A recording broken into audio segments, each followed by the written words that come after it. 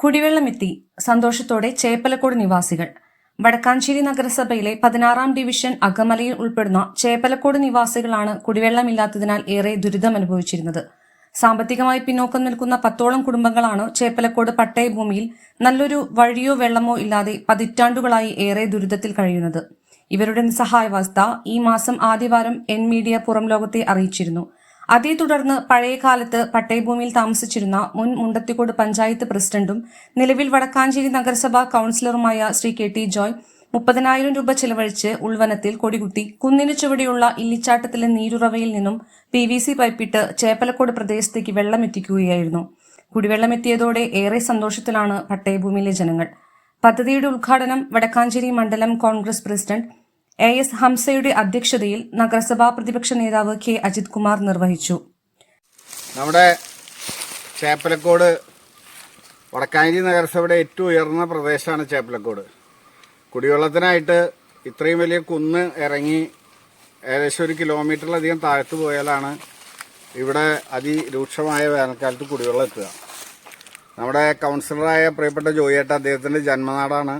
അദ്ദേഹത്തിൻ്റെ തറവാട് വീട് നിൽക്കുന്ന സ്ഥലമാണ്.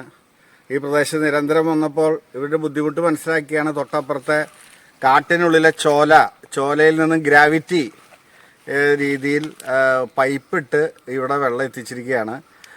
അദ്ദേഹം ഒരു തികച്ചും ഏറ്റവും നല്ലൊരു സാമൂഹിക പ്രവർത്തനമാണ് ജോയേട്ടൻ നടത്തിയിട്ടുള്ളത്.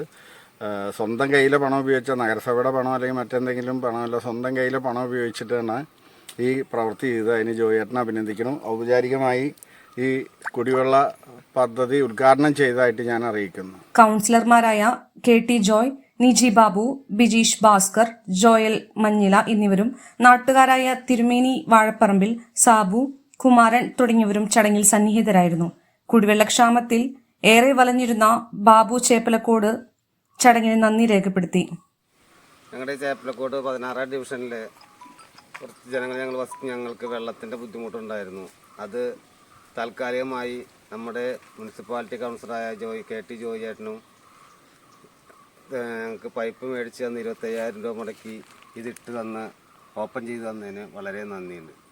അതെ, ഞങ്ങൾക്ക് ഇത് ചെയ്തു തന്ന ജോയേട്ടനും എല്ലാ മെമ്പർമാർക്കും എല്ലാ നാട്ടുകാർക്കും സന്തോഷം അറിയിച്ചു കൊള്ളുന്നു.